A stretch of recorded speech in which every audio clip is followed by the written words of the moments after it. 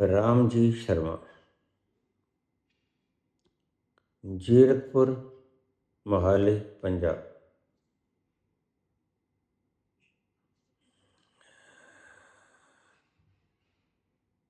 बाबाजी चरण स्पर्श।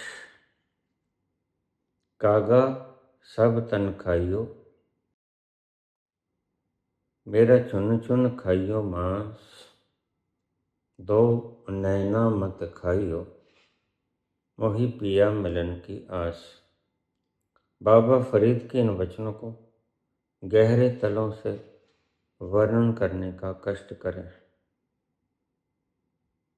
गहरे आध्यात्मिक तलों से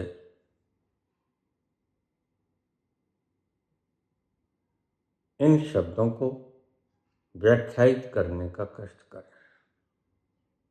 आइए हम गहरे तलों पे चलते हैं, क्योंकि इसके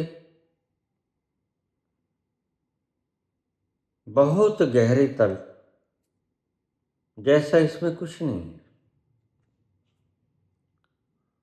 तो इसका व्याख्यान सिर्फ हृदय स्पर्शी शब्दों में ही किया जा सकता है। कागा सब तन खायो, के चुन चुन खाइयो मांस, दो नैना मत खाइयो, मोहे पिया मिलन की आस। कागा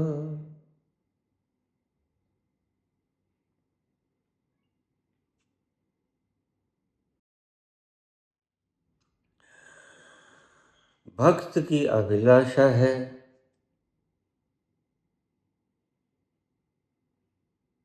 कौवे से कहता है, कागा मरने के बाद मेरे सारे शरीर को खा लेना।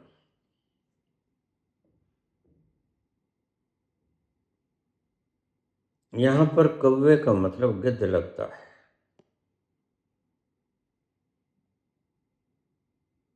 क्योंकि पारसी धर्म में मरने के बाद गिरजा घर के ऊपर मृतदेह को रख दिया जाता है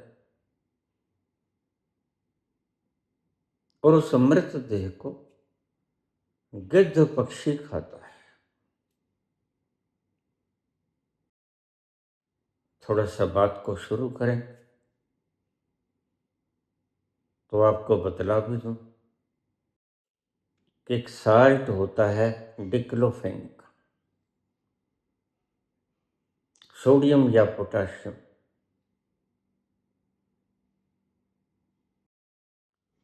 उसमें जहरीले तत्व होते हैं।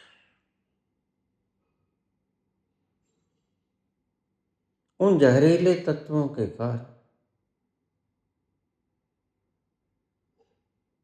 व्यक्ति के भीतर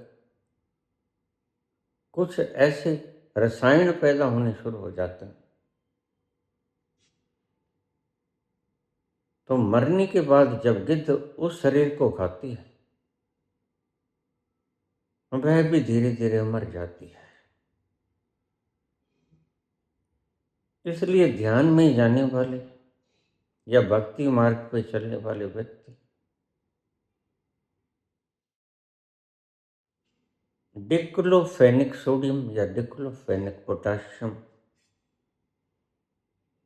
नाम के साल्ट का इस्तेमाल न करें। यह एनाल्जेसिक होता है, दर्द निवारक क्षमता होती है। अक्सर डॉक्टर लोग इसको लिखते हैं। एक बात और बताता हूं, क्योंकि साइंस अभी इतनी गहरी गई है, इसको निरंतर खाने से व्यक्ति पागल भी हो सकता है। क्योंकि जो व्यक्ति ध्यान में नहीं जाएगा, गाहे बगाहे तुम रोज कभी न कभी ध्यान में डुबकी लगाते हो, वो चाहे सुषुप्ति के क्षणों में हो, चाहे दिन भर में कहीं तुम ऊँघते हो, उस क्षण में तुम उस तत्व को टच करके आते ही हो, अन्यथा व्यक्ति जी ना पाएगा, और जी पाएगा तो पागल पागल जी पाएगा। चलिए आगे चलते हैं। इसकी जगह आप किसी और एनर्जेसिक का इस्तेमाल कर सकते हैं। बहुत से एनर्जेसिक है, कोशिश करें कि पैरासीटामोल से ही बात बन जाए। वह भी एनर्जेसिक एंटीपायरेटिक है, एंटी इन्फ्लेमेटरी भी है। कागज सब तन खायो के चुन चुन खायो माँ, दोन नामत खायो, मोहे पिया मिलन की आ।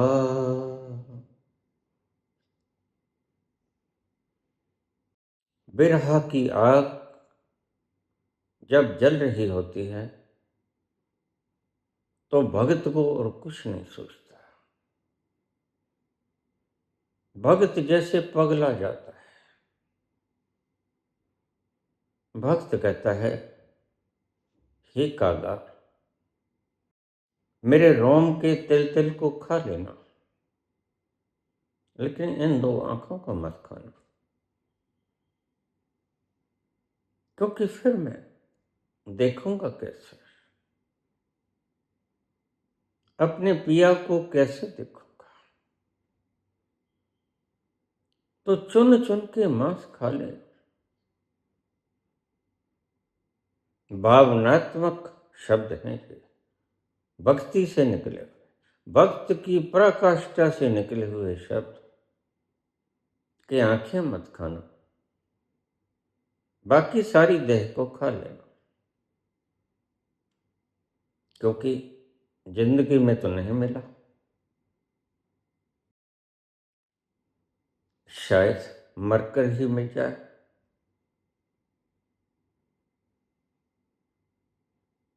हालांकि मरने के बाद आंखें देखती नहीं,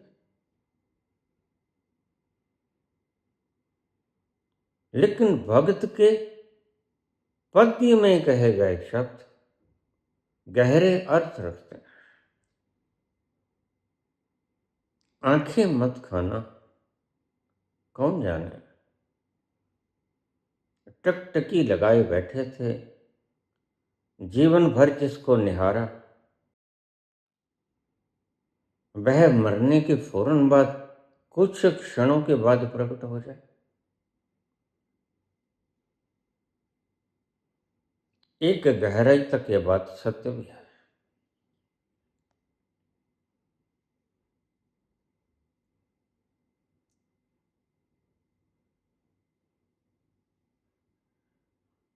अंत मति सोगति। अगर अंत काल में तुम उसके विक्षोभ में मरे तो वह अगले जन्म में प्रकट हो ही जाएगा।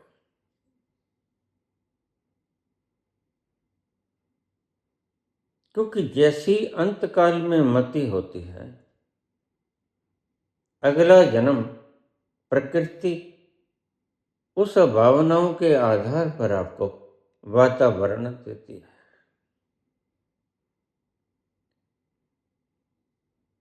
अगर सारी उम्र आप परमात्मा के दर्शन करने की तड़प पाले रहे,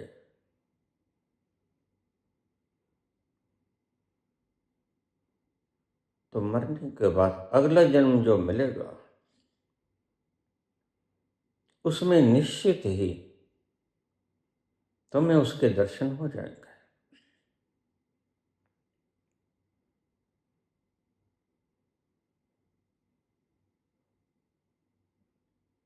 अपने जीवन को ऐसे गुजारो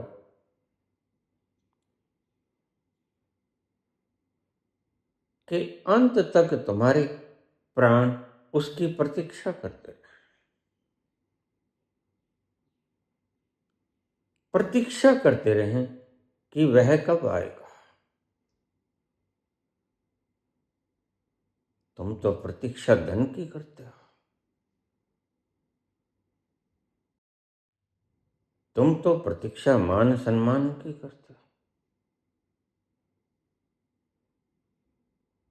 तुम तो प्रतीक्षा डिग्रीज की करते हो। प्रत्येक व्यक्ति के भीतर अगर वह स्वयं से जांचने लग जाए मेरी आंतरिक इच्छा क्या है, वह अलग अलग पाएगा। जैसा तल होगा वैसे ही इच्छा पाएगा। कोई कहेगा मैं धन जुटाना चाहता हूं, कोई कहेगा मैं सीएम पीएम बनना चाहता हूं, लेकिन भक्त कहेगा नहीं, ऑल इन वैन, व्यर्थ है सब कुछ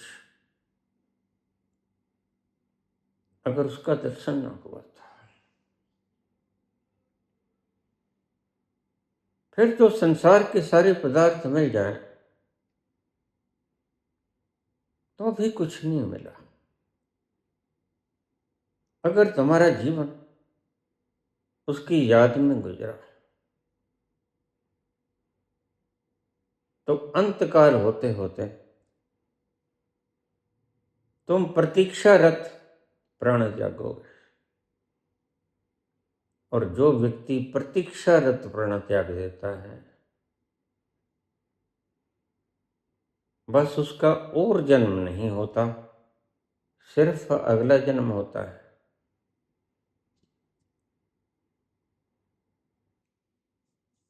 मलुकदास कहते हैं बस एक ही तमन्ना है, तेरे दीदार हो जाए, तेरे दर्शन हो जाए। तेरी याद ही बड़ी प्यारी है, फिर तू कैसा होगा।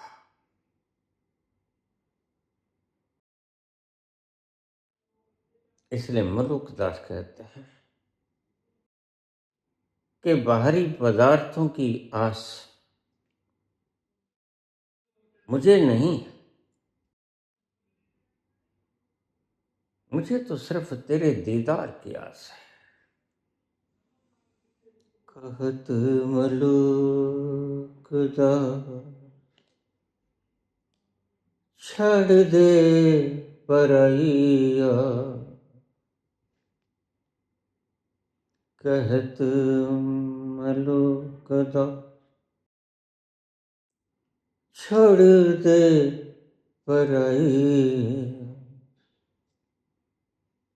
राम धन पाइक, राम धन पाइक, फिर काकी शरण जाइए, काकी शरण जाइए। दीनबंधु दीनाना मेरी सुध लीजिए, मेरी सुध लीजिए। दीनबंधु दीनाना। प्रतीक्षारत भक्त अंत वेला तक उसकी प्रतीक्षा करता है। भक्त कहता है हे परवरदिगार तू मुझे मत भूलना, सारा जहान भूल जाए लेकिन हे शहंशाह आलम तू मुझे मत विसरा देना।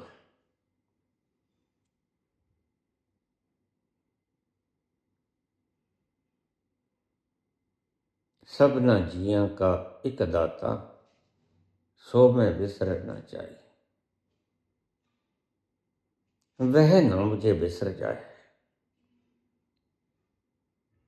जिसने जीवन ऐसे गुजारा, तो यह एक संस्कार बन जाएगा।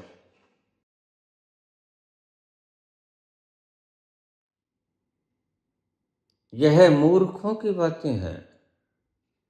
जैसे अजामिल ने अपने पुत्र का नाम नारायण रख लिया, तो अंत वेला में नारायण तो बोल दिया उसने,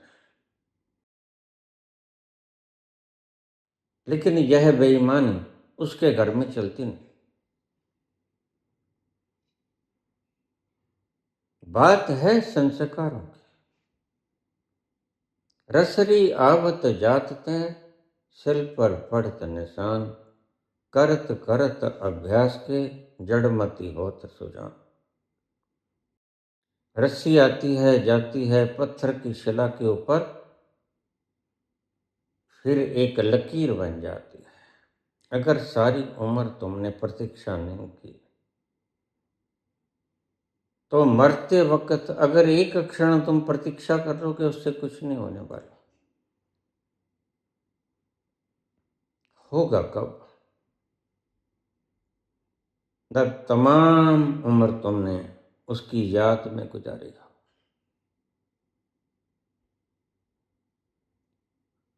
बात को गहरे से समझना। बात संस्कार की है। अगर तुमने संस्कार नहीं बनाए, तुम उसकी जुदाई में न तड़पे,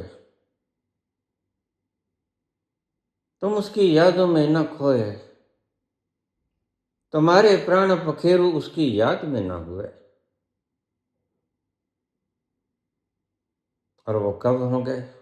जब जिंदगी भर तुमने उसे याद किया होगा।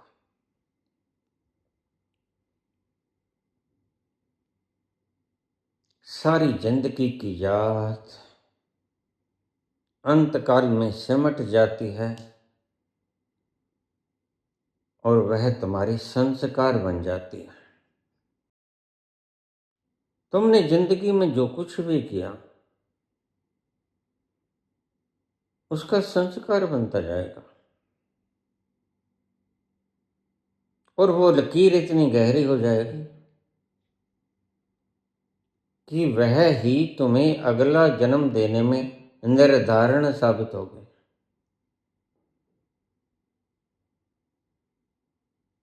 सिर्फ मरते वक्त नारायण कहने से अजामिल तर जाया करते हैं, यह तो हिंदू धर्म की मूढ़ता है।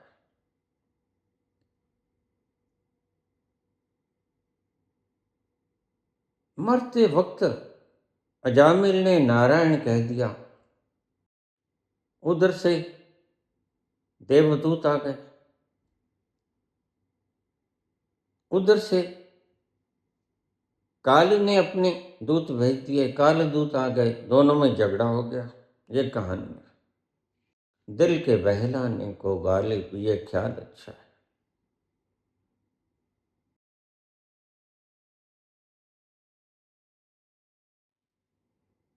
धीरे धीरे रे मना, धीरे सब कुछ होए, माली सींचे सो भेड़ा, ऋतु आए फल होए।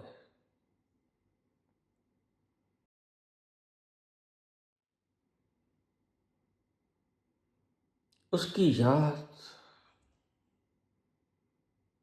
तुम्हारा पीछा न छोड़े।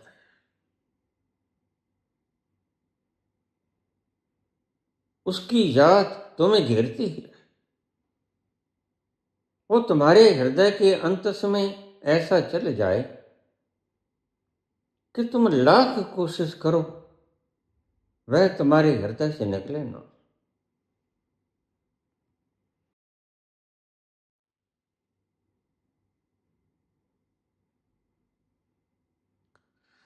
वो जुदा क्या हुए, जिंदगी खो गई। शम्मा जलती रही, रोशनी खो गई। बहुत कोशिशें की मगर दिल न बहला, कई राग छेड़े कई गीत गाए, वो जब याद आए बहुत याद आ। गम जिंदगी के अंधेरों में हमने चिरागे मोहब्बत जलाए बुझाए, जब याद आए बहुत याद आए। अगर ऐसी अवस्था हो जाए, उसकी याद आए और तुम उसे बाहर धकेलो, लेकिन वह तुम्हारे हृदय में प्रवेश कर जाए, तो तुम लाचार हो जाते हो। बिरह की आग में तुम जलते हो मीरा की तरह, जैसे प्यास लगी हो गहन। रेगिस्तान की धरा पे दोपहरी का वक्त हो, सूरज सर पर हो, अपनी पूरी आभा से दहक रहा हो, शरीर तरबदर पसीने से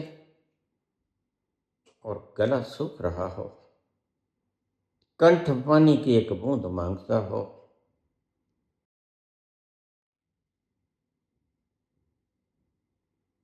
उस वक्त तुम उल्हाना भी देते हो।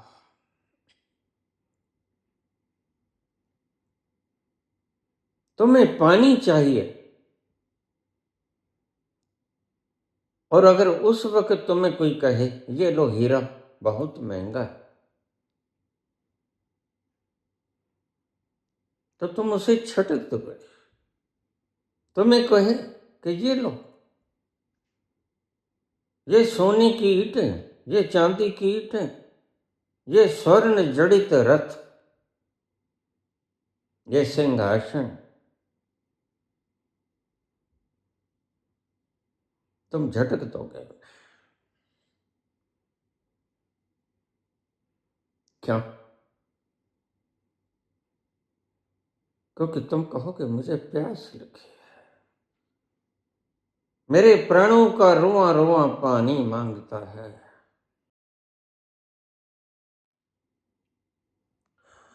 वैसे भी हीरे मोती जवाहरात सोना चांदी, इसका मूल्य मूर्ख व्यक्ति ही डाला करते हैं। सोना अहंकार को बढ़ाता है,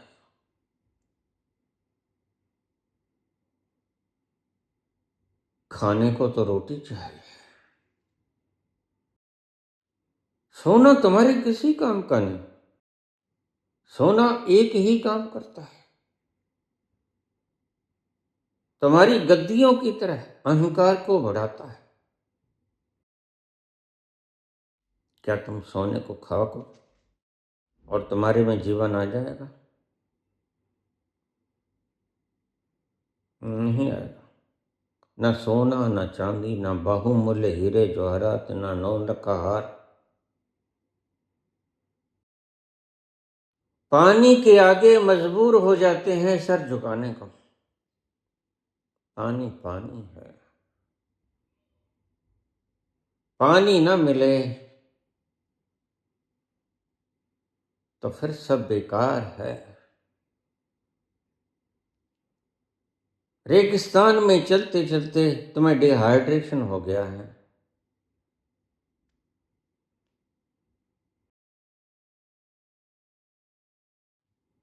तुम्हारा गला ही नहीं, तुम्हारा रोआ रोआ पुकार करता है, पानी पानी।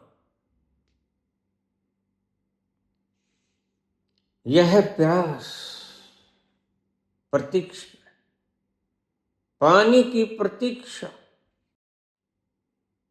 अगर परमात्मा की प्रतीक्षा इस पानी की प्यास की तरह लग जाए तो तुम्हारा जीवन सफल हो गया।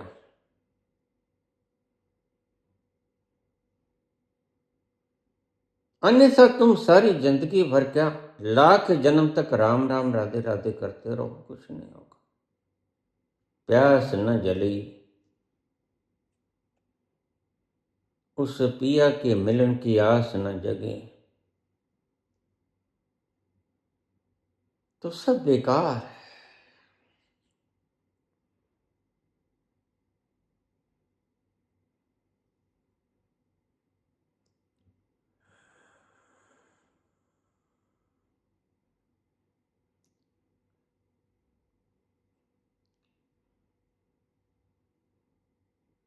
साथ तेरा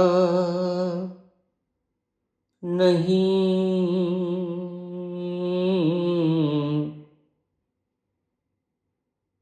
साथ तेरा नहीं, संग दुनिया चले भी तो क्या है।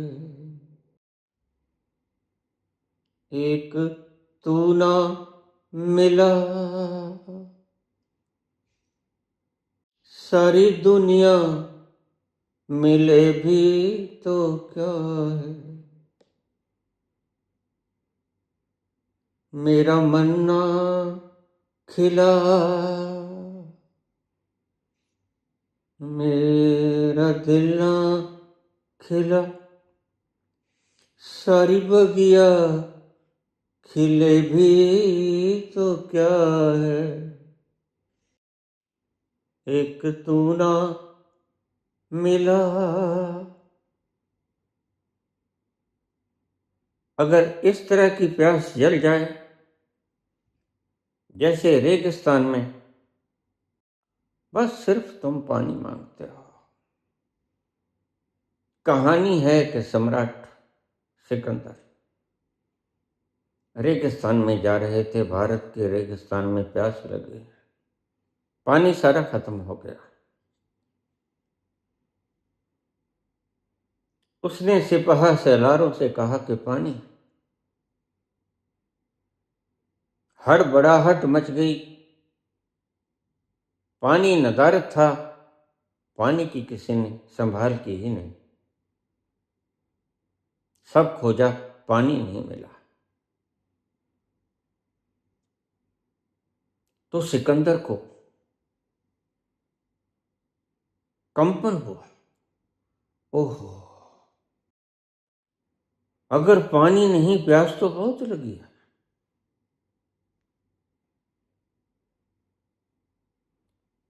एक पल ऐसा आया,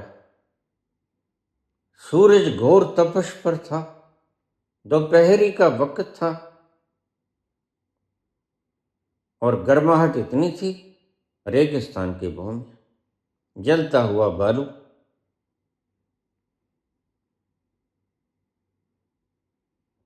तुम कभी ये दृश्य जरूर देखना। जुलाई के महीने में तपता हुआ बालू और तुम नंगे पांव उस बालू के भीतर से गुजर के देख। फिर जो पुकार उठेगी भीतर से पानी की, तो तुम्हें समझ आएगा कि मीरा के भीतर कैसी बिरहा की आग लगी थी।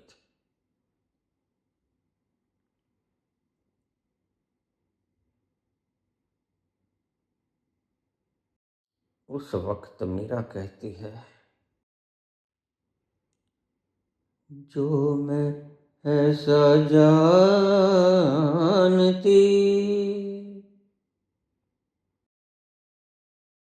प्रीत किए दुख हो,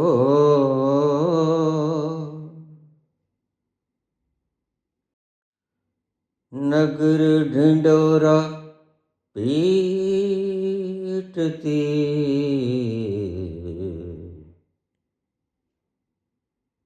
प्रीत न करियो को।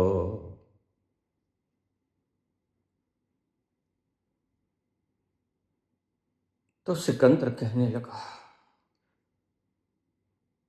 मेरे कत्लो गारत हत्या, इतना खून मैंने लोगों का बिखेरा,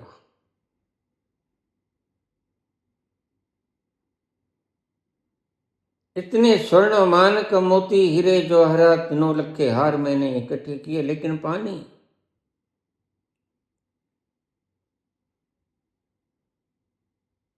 सिपह सालार गर्दन नीची करके बैठे थे। सब कमा लिए, तुम सब कमा लोगे, तुम्हारे आसपास सोने की खदानें होंगे, हिमालय पर्वत जैसी ऊंचाइयां होंगी, हीरों की जवाहरातों की, और तुम बीच में बैठो होगे, लेकिन वो तुम्हारी प्यास न बुझा पाएंगे।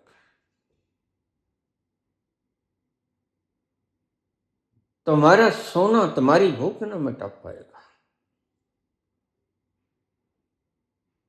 तुम जिन चीज को मूल्य देते हो वह 2 कौड़ी का मूल्य भी नहीं रखते,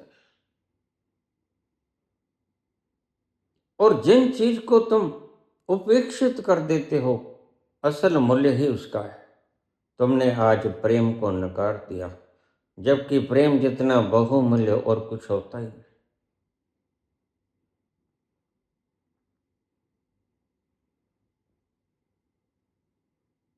सिकंदर अपनी आखिरी सांसें अपने सामने देख रहा था बस। कभी आध्यात्मिक विचार आते कि मैंने इतने लोगों का लहू तड़पाया, उन लोगों की बददुआएं मुझे लग गईं। शहर बहुत दूर है और रेगिस्तान की भूमि में यहाँ पानी भी नहीं,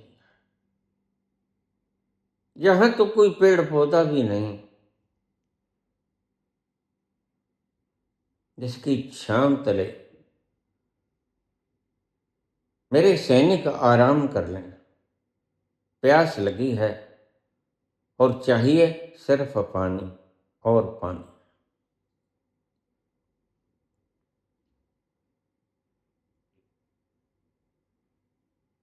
एक बार की ऐसा लगा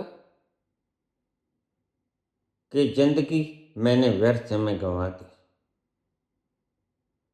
काश तुम्हें भी कोई ऐसा लम्हा मिल जाए। तुम्हें जानकर बड़ी हैरानी होगी, सिकंदर जैसा धूर्त व्यक्ति मरते वक्त एनलाइटन हो गया। क्यों? क्योंकि उत्कंठा प्रतीक्षा इतनी गहरी थी और प्रयाश्चित इतना गहरा था। ओहो, इतनी गर्दनें काटी, इतने लहू बिखेरे, इस सोने के लिए, जौहरात के लिए, हीरों के लिए, मोतियों के लिए। और उसके हकीम कहते हैं कि राजा बस 5 मिनट हैं तुम्हारे पास, आखिरी इच्छा व्यक्त कर दो। राजा कहता, मुझे मेरी माता से मिला था, ओलंपिया। उसको अपनी माता से बड़ा प्रेम था। मैं अपनी माता की गोद में मरना चाहता हूं, बस यही मेरी आखिरी तमन्ना है। घोड़े भगाए गए और वक्त बीतता जा रहा था। टक टक टक टक टक टक। एक आशा की किरण लिए सिकंदर आंख खोलता, पूछता, क्या माता आ रही है? जरा देख दूर से।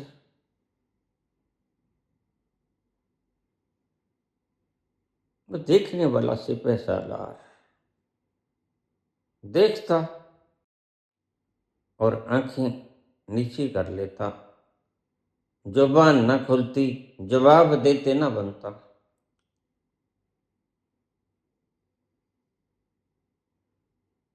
आखिरी क्षण आ गया। हकीमों ने कहा, राजा माता तो नहीं आई। तो फिर ठीक, फिर मेरी अंतिम इच्छा सुन लो। मैं घोर प्रायश्चित में तड़प रहा हूं। आखिर मैंने जो चीजें मुझे एक पल का जीवन नहीं दे सकती, उसके लिए पूरा जीवन समाप्त कर दिया। सिकंदर बोला, जो सारा द्रव्य इकट्ठा होकर भी मुझे एक जीवन का क्षण नहीं दे सकती जीने के लिए, उसके लिए मैंने सारे जीवन के बहुमूल्य क्षण गंवा दिए। फिर मैंने क्या खाक कमाया, मैंने तो राख कमाया।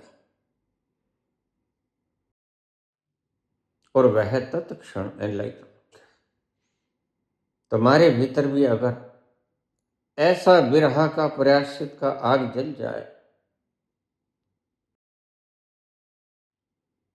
उल्टा नाम जपेते जाना, वाल्मीकि भय ब्रह्म समाना, तो तुम भी इसी क्षण परमात्मा हो सकते हो। बात 100% इन सर्टनेस की है। तुम कितने पूरे के पूरे इंसर्ट होते हो परमात्मा के भीतर, और उस प्रायश्चित की आग में तुम्हारा अहंकार जलता कितना है। 100% जल गया अहंकार सिकंदर का, और सिकंदर एनलाइटेंड होके मरा। क्या इनके लिए पूरा जीवन बर्बाद कर दिया?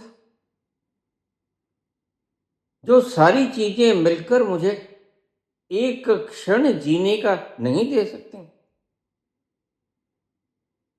अगर प्रायश्चित की अग्नि तुम्हारे भीतर भी इतनी ज्वलंत हो जाए, सिकंदर के भीतर हुई वाल्मीकि के भीतर रत्नाकर डाकू सावे,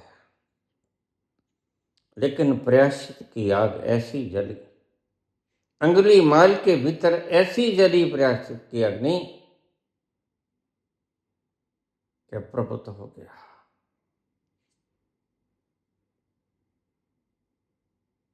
बात मात्र जाप और पाठ की नहीं, बात है कंप्लीटली इनसर्टनेस की।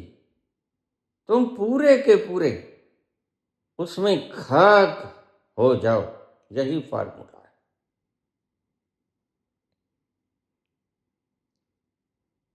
एक क्षण में सारी जिंदगी के किए हुए कृत्य सिकंदर के सामने आए।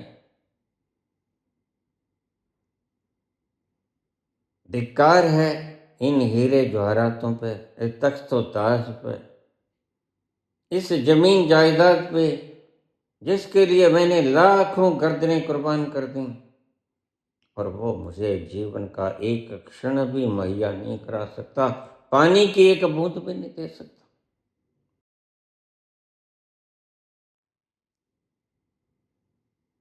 कहानी है, वहां से एक व्यक्ति आया, उसके हाथ में पानी था, और पानी की गोबियां हुआ करती हैं, पीछे टांग लेते हैं, लोहार की खाल की तरह होती हैं, और पीछे लादे हुए था।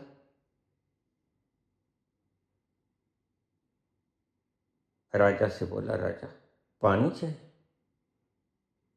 राजा कहता हूं, तुम्हारे पास है? कहता हाँ है। क्या मूल्य दोगे? जो तुम मांगोगे, आधा राज्य दे दूंगा। वो कहता नहीं, पानी की एक बोतल दे दूंगा तुम्हें, लेकिन आधा राज्य नहीं। सिकंदर कहता, सब जो जीता हुआ खजाना, सारा दरबार, सारा सिंहासन, सारा द्रव्य, सब सौंप दूंगा, बस मुझे एक बोतल पानी दे दे। जिंदगी में जो कमाया, पूरी जिंदगी भर गर्दनें काट काट के, वो सब तुम्हें न्यौछावर कर सकता हूं, लेकिन मुझे पानी चाहिए, मुझे जिंदगी चाहिए।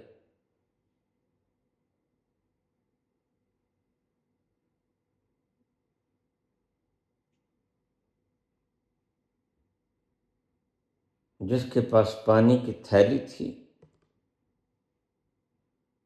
वो कहते, ठीक है राजा, एक बोतल पानी की ले लो, और आज के बाद तुम्हारा सारा राज्य तुम्हारा नहीं, मेरा। सिकंदर उसके पांव पड़ गया। सिकंदर कहता, हाँ तेरा है, मेरा कुछ नहीं। अगर ऐसा भाव तुम्हारे भीतर आ जाए तो तुम उसी क्षण प्रबुद्ध हो जाओगे। सब तेरा है, मेरा नहीं। यह गणना करने वाली बुद्धि ठहर जाए तो तुम तत्क्षण उसमें डूब जाओगे, जिसकी तलाश कितने जन्मों से तुम कर रहे हो। उसने कहा, ठीक है राजन, ये लो एक पानी की बोतल।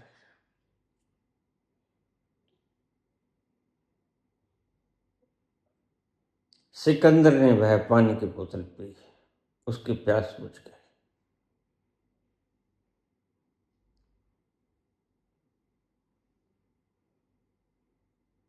महान सिकंदर, अलेक्जेंडर द ग्रेट, रोने लगा। आगंतुक ने पूछा, सम्राट रो क्यों रहे हो? सिकंदर ने कहा, सम्राट मत कहो, मैं भिखारी हूं, मैंने अपना सब कुछ तुम्हें सौंप दिया है, अब मुझे सम्राट मत कहो।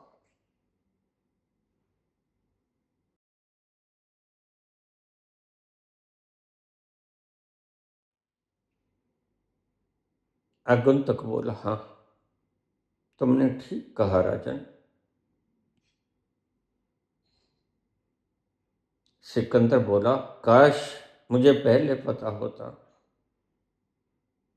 कि यह जो मैं कत्लो गारत कर रहा हूं,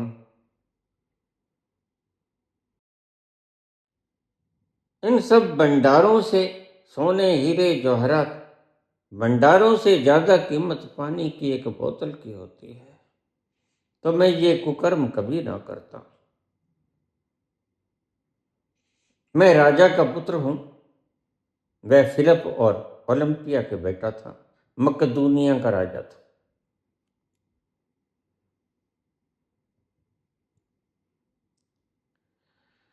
काश मुझे ये अकल पहले आ गई होती तो मैं इन निरपराध लोगों को न मारता।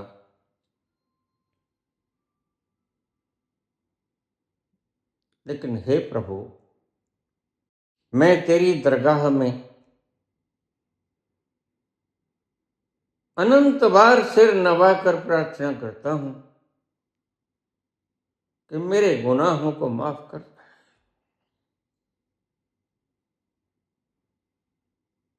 अगर कोई व्यक्ति गुनाह करके इतनी त्वरा से पश्चाताप भी कर ले,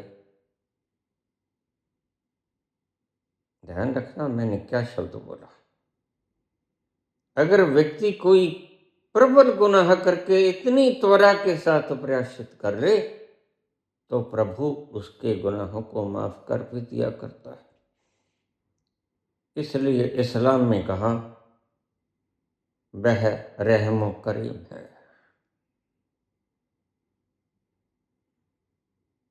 वह इनायत का भंडार है। सच्चा साहब जे नदर करे ते कागो हंस करे।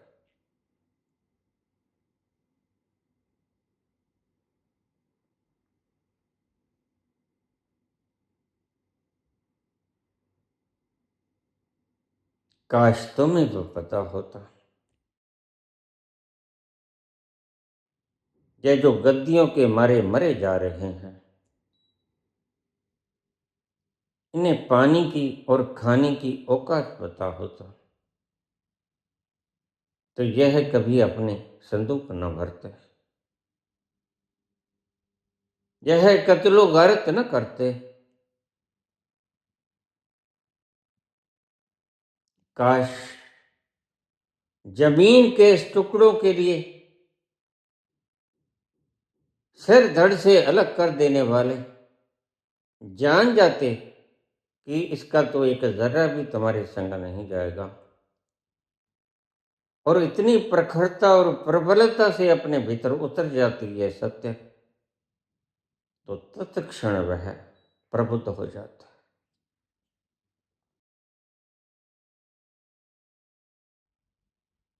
तो पूछा पुत्र तुमने इसके गहरे अर्थ।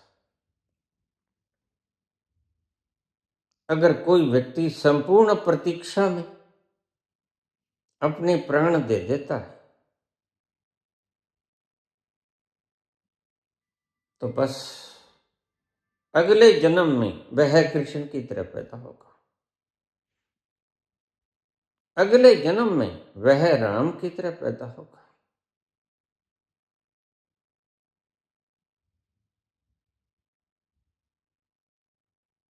बात प्रतीक्षा की गहनतम ऊंचाइयों की है। तुम्हें ऐसा लगे अगर वह नहीं आया तो अभी प्राण निकल जाएंगे, तो वह आ जाता है। अगर पुकार अंतस्तर से उतरी हो प्रतीक्षा की, द्रौपदी की तरह,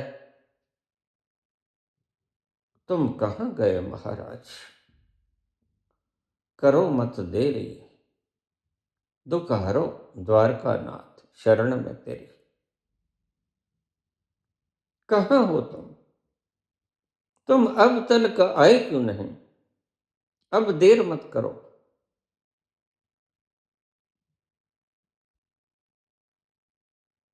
दुख हरो द्वारका नाथ, लाज गई मेरी।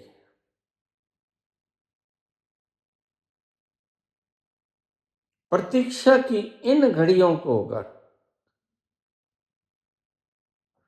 टोटली इंटेंशन में पुकार लिया जाता है परमात्मा को, वही क्षण तुम्हारे लिए लिबरेशन का क्षण हो जाता है।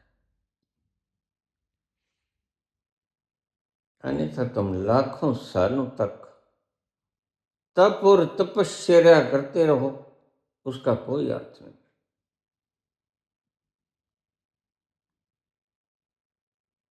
याद रखना, जब तुम उसकी याद करने बैठो या उसकी याद तुम्हें आ जाए, तो याद करना सिकंदर की यह बात कि पानी की एक बोतल के लिए सारे जीवन की कत्लो गारत से कमाया गया सोना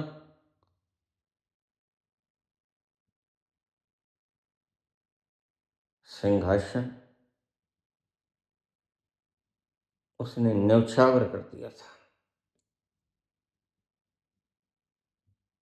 तुम्हारी ठगियों से, तुम्हारी चालबाजियों से कमाई गई यह साम्राज्य, इनकी कीमत एक पानी की बोतल के समान भी नहीं है। पानी की बोतल की कीमत ज्यादा है।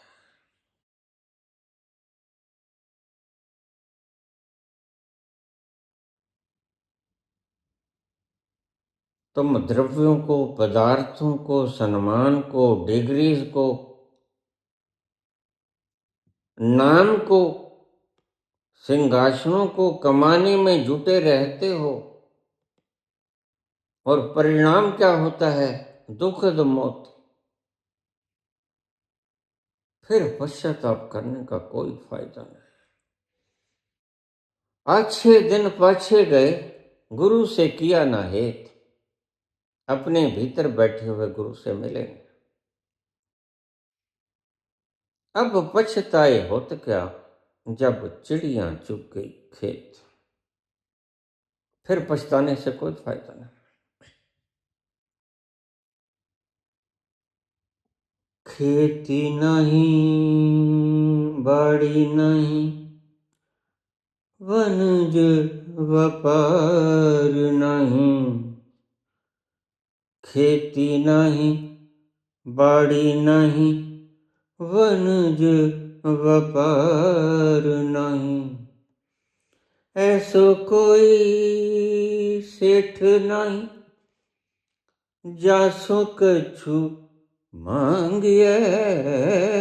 ऐसो कोई सेठ नहीं, जासो कछु मांगिए। जासो कछु मांगिए। दीना बंधु दीना ना, मेरी सुध लीजिए। मेरी सुध लीजिए। दीनों के दयाल दाता, दीनों के दयाल दाता, मोह पे दया कीजिए। दीनों के दयाल दाता, मोह पे दया कीजिए। मोह पे दया कीजिए। दीन बंधु दीनाना, मेरी सुध लीजिए। मेरी सुध लीजिए।